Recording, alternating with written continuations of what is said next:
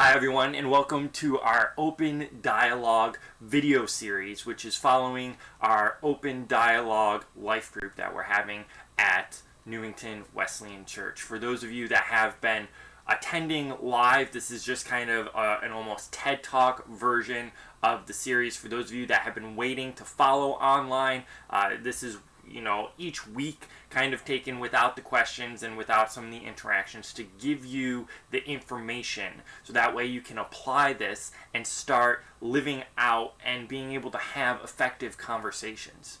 When I was thinking, what life group are we going to do during the summer, and kind of looking at all the things that were happening in the world, one thing kind of hit me, and that was that we don't know how to have conversations anymore. We don't know how to have, a meaningful heart-to-heart. So often because of social media, be it Facebook or Twitter or things like that, we're so used to just having like this snippet where I say something and we immediately feel, oh, I gotta react to that. I gotta say something.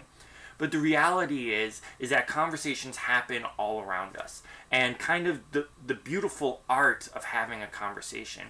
And when I say having a conversation, I mean an effective conversation, and we're going to talk about what an effective conversation is next week, but an effective conversation where you're not walking away frustrated, and you're not walking away thinking a friendship is ruined, or throwing your hands up in the air.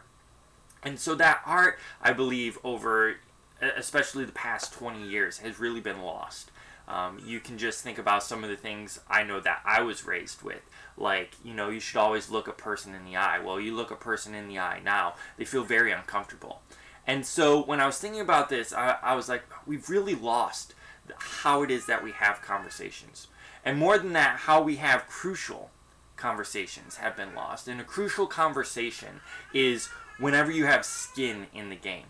Whenever we go into a conversation and something is drastically going to change in our life, or really whenever anything is going to change in our life, that's a crucial conversation. And the reason it's crucial is because we are going to be changed. The circumstances in which we live our life, the reality of our world is going to change.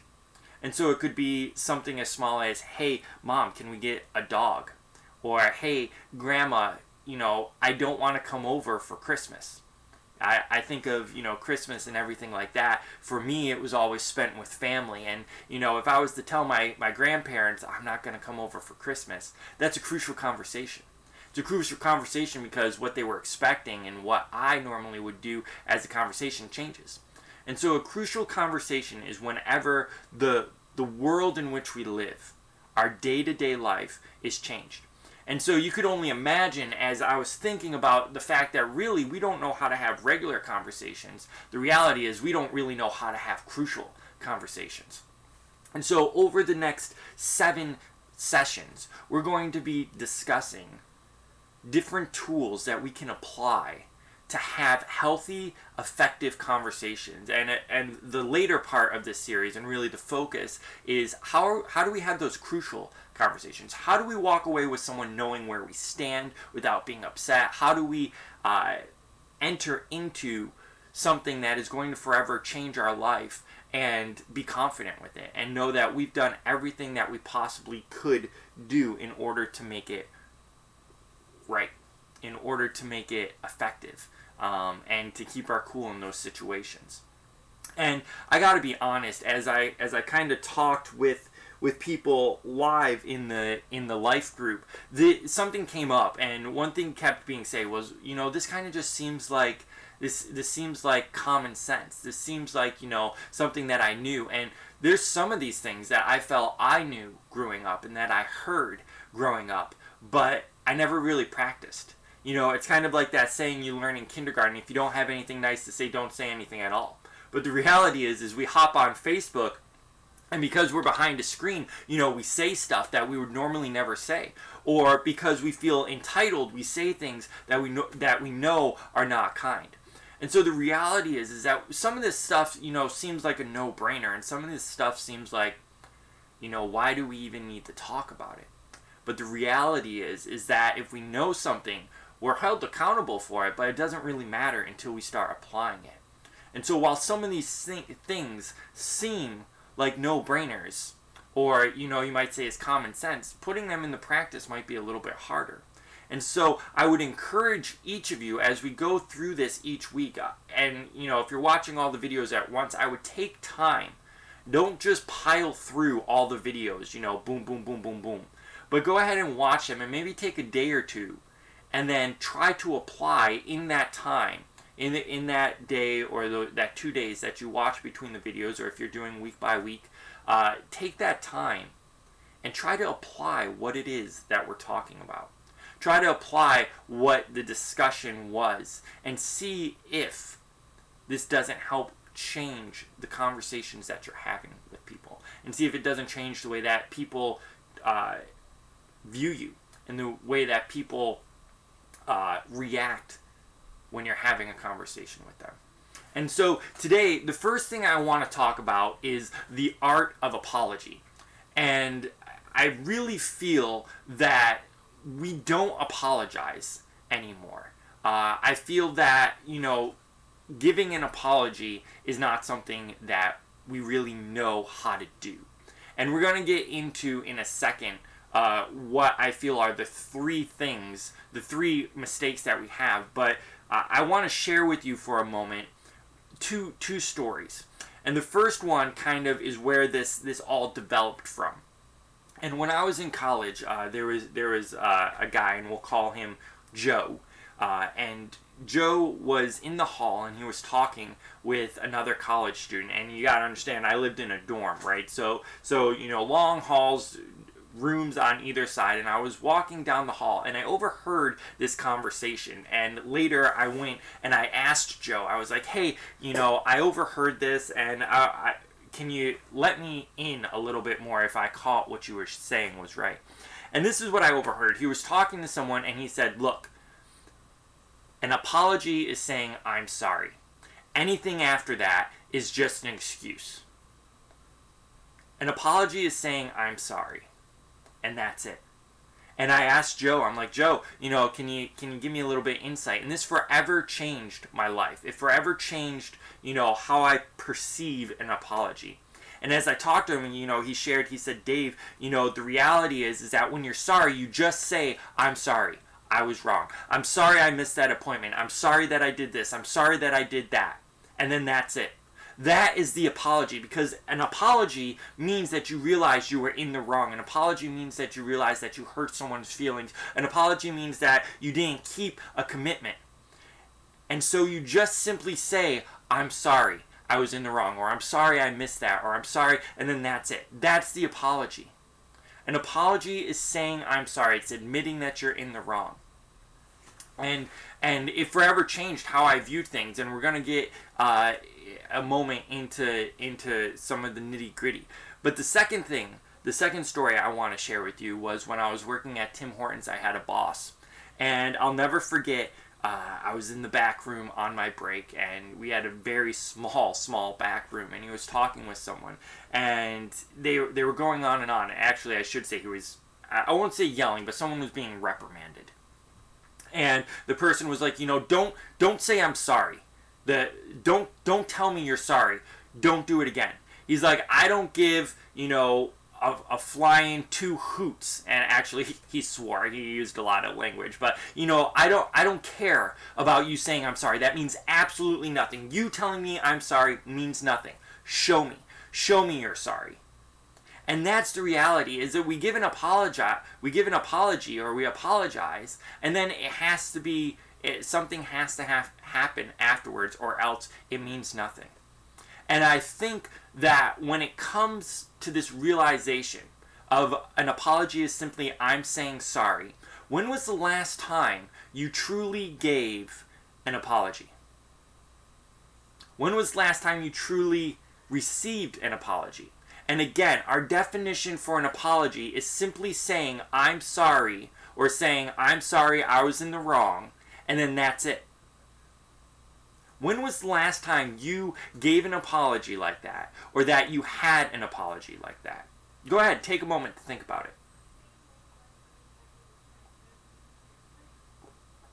it. See, the reality is that when it comes to apologies, I think we make three mistakes. And these are almost a default sense that we have entered into. It's something that we've picked up over the years, something maybe we learned from other people, or we saw that it was effective, and so we do it. But the fact is that when we do one of these three things, it's no longer an apology.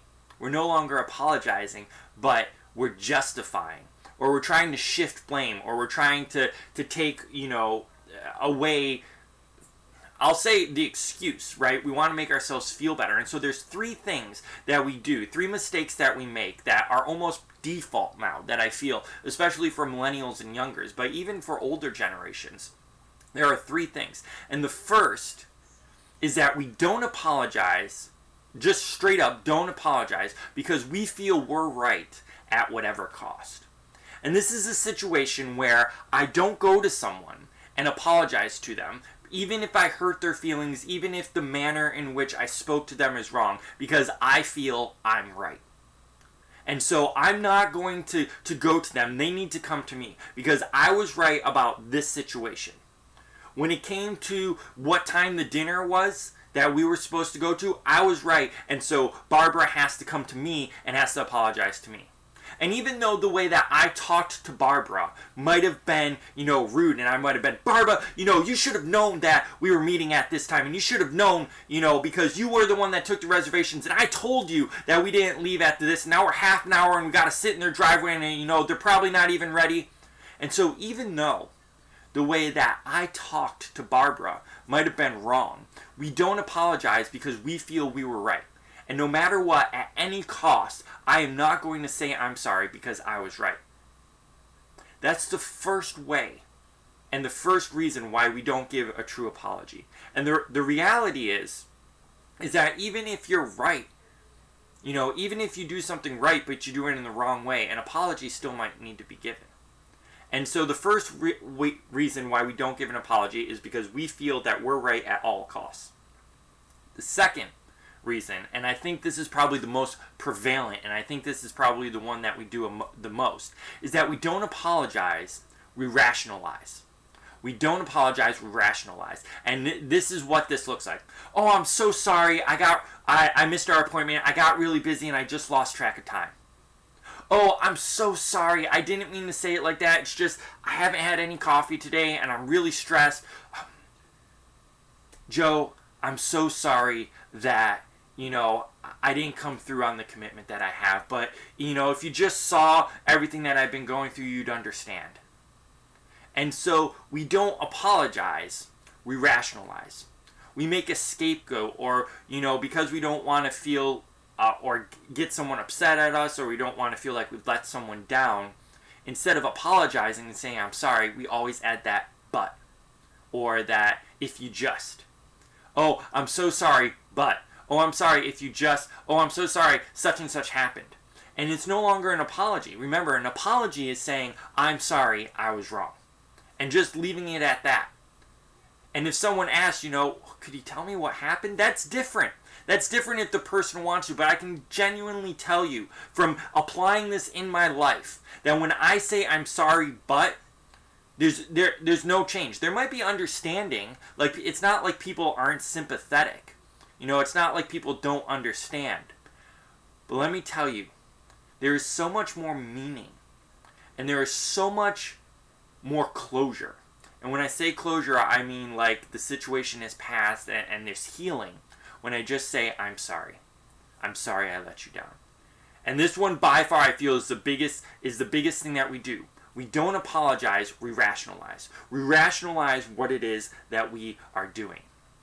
And so the first thing that we do is we don't apologize because we feel we're right no matter the cost. Second thing, we don't apologize, we try to rationalize. And the third thing is we want, but we never understand.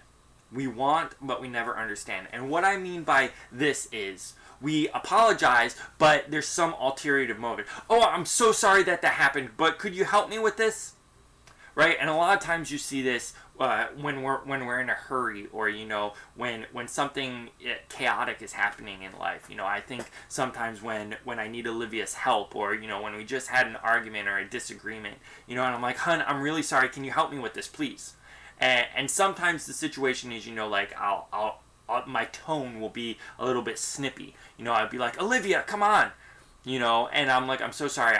We just need to get going. We just need to do this. And the reality is that, yeah, sure, I'm apologizing, but I'm not really. The reason for my apology is that I want something, right? I want to get going. I need something. And there's no amount of comprehension of why I need to apologize. I understand Olivia's upset with me. I understand Joe's upset with me. I apologize because I want to get past whatever it is that's making us uncomfortable. But there's no understanding of what I did wrong. There's no understanding of why the person is upset with me. There's no understanding of, how exactly it is we're supposed to move past this. And so we apologize because we want something. We want to move past, but we never fully understand why it is that we need to apologize. And so when it comes to the art of apology, there's three things. There's three default things that I feel we do. And again, I want you to think, when was the last time that you had a genuine apology or you gave a genuine apology? And it wasn't one of these three things. You refused to apologize because, no matter what, you felt you were right, and maybe the person came to you and afterwards you apologized. You don't really apologize, instead you rationalize, or you apologize because you want to move past the situation, but you never fully understand the reason why you needed to apologize in the first place. And so the reality is that this is almost our default setting. And we have to train ourselves to realize that an apology is simply saying, I'm sorry, and meaning it. And so why exactly is this important? And I feel we need to understand that the apology in itself is important. And that at all possible costs, we need to try and apologize as soon as we realize we're wrong. Because the longer it goes on, the longer, the situation is going to be strained, the longer, the way a person perceives us. And I'm not saying, when I say the way the person perceives us, I'm not talking about trying to save face. I'm not talking, I need to kind of keeping up with the Browns or keeping up with the Buckinghams, right? It's not this idea of I need to look good. It's this idea of the relationship that you have with that person is going to be changed. How the person views you is going to be changed. And so we need to apologize as soon as possible, as soon as we realize that we're wrong, so that way we can try and maintain the relationship that we currently have. And I think it's also important that we should apologize in the same manner as the disagreement. And this is kind of a pet peeve of mine. I don't think you're going to see this in any books, but I believe that if you have a disagreement in public, and the argument is in public, you should apologize publicly. If it's in private, you should apologize. And this does two things. This shows reconciliation, but it also helps you to maintain your integrity, right? It helps people to realize, wow, this is a person that cares. This is a person that I can go to, and I know that if they're in the wrong, they'll apologize. I remember there was one situation where I got really upset with someone while I was at a store. And, it was a gaming store. We were playing a game. I got really mad, and I just hit the table and started yelling at this person. It had been a long day, and I'm not trying to justify it. I'm giving, context. It had been a long day. The person had been egging me. And I apologized to them publicly, but I also turned around and I apologized to the people that were there. I'm sorry that I lost my temper. I'm sorry that I yelled at so-and-so. They saw me give the apology, and they felt 100% that I was in the right, but it didn't matter what they thought, right? What mattered is that I apologized because my actions were inappropriate in how I felt. And so I always believe that the manner of the disagreement should also reflect the manner of the apology. If you call your boss out and you yell at your boss at work, then you should apologize to him at work, right? You should apologize to him so people can see that. And I also think, being a person of integrity speaks just as loud as anything else. And you have to be a person of integrity if you want people to respect you, if you want people, when we head into conversations, how someone views you and the integrity that someone thinks that you have holds a lot of weight in the conversation that we're having. If they think you're not a person of integrity, if they think you're a person, that is just brown nosing or things like that, that's going to reflect in the conversation and what they think about you and the reaction that they have for you. And so it's important that we maintain and that we have an integrity, and that integrity speaks loudly. And so that's kind of the first part of this session. That's the art of the apology. And we have to understand, again, that an apology is simply saying, I'm sorry. And so I think we're actually going to break up this session because this is a great place to stop. I pray, and the next section that we're going to talk about is just as important. So please join us, and I hope that we learn to apologize, and I hope that you put this into practice, because I can tell you from firsthand experience that it truly does change how people perceive us.